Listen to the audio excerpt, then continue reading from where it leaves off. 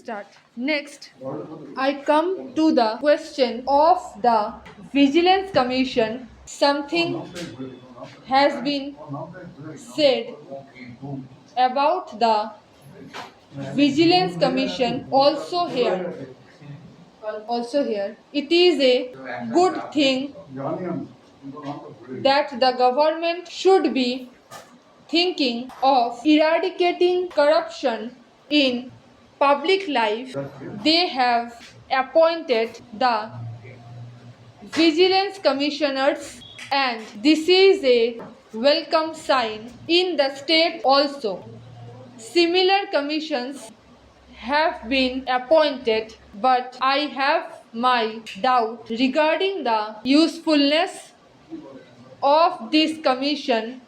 In the first place, I have objection to the appointment of the chairman of the commission in our state. One of the retired High Court judges has been appointed. He has Vice Chancellor and he was made to resign, and he was appointed the vigilance commissioners in that state. Particularly, I am opposed to the appointment of any retired High Court judge because I am of the opinion that High Court judges should not be appointed after their retirement. This is another way of corrupting the man. Our High Court judges are very good. There may be some exception, but so far they have kept up the reputation of the judiciary. But nowadays, since the government is appointing them to such lucrative posts, for instance, as Vice Chancellor and as Chairman of commissions and so on, there is a tendency to secure some favor or the other from the executive tendency, and this is not a very healthy sign. Therefore, I would not mind if a High Court judge who is in regular service is appointed as the chairman of the commission, but in any case, retired High Court judges or retired Supreme Court judges should not be appointed to these commissions, or for that matter to any of the government posts, because that is another way of corrupting them. Then there are certain people who are appointed or who are associated with the work of this commission, and mostly they are from the police department. We all know what is the reputation of the police department in this country. The police have in our country failed to create any confidence among the public whenever any trouble arises. For example, when trouble arose in Jamshedpur or Rourkela, the police machinery failed, and ultimately the army had to be called in. The people have got some faith in the army, but they have no faith in the police because the police are not ready to give any help to them on many occasions.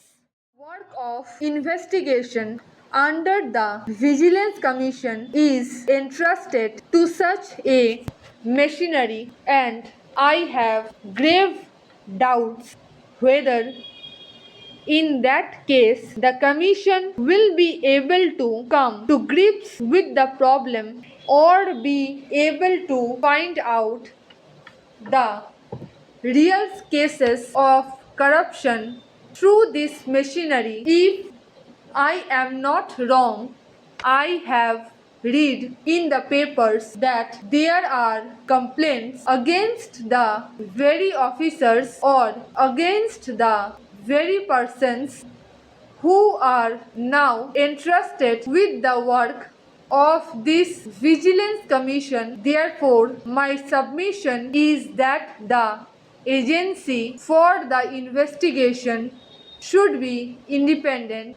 I think that at least some special cadre should be created apart from the police and the investigation, or at least the final authority in the matter, or the actual responsibility should not be with the police officer. What I have been told is that these very police dignitaries are entrusted with these investigations work, and when these police people investigate these cases, I doubt whether any real case can be brought to the notice of the Vigilance Commission. Next, I come to certain items which are referred to here as items of court decrees.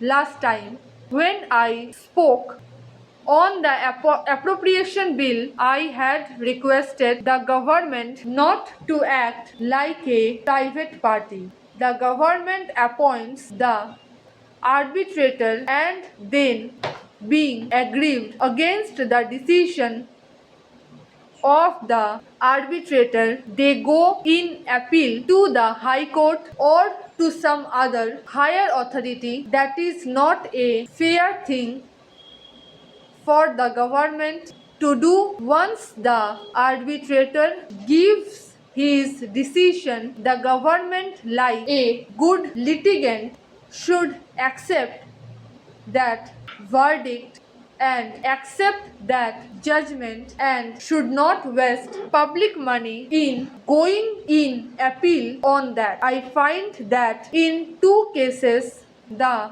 arbitrator decision has not been accepted, and there are two cases which are pending in the High Court against their decision. In the first place, the government should not create such things when a particular person is compelled to go to a court of law and seek arbitration, but then this is the rule of law and everybody has the right to go to court, and the government also has got the right to go to court against any person. So there is nothing wrong if the proceedings go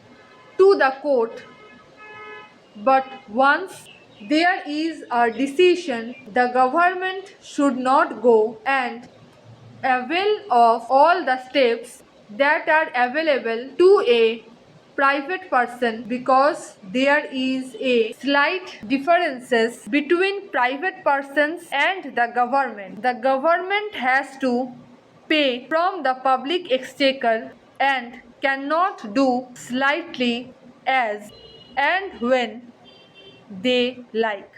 Stop.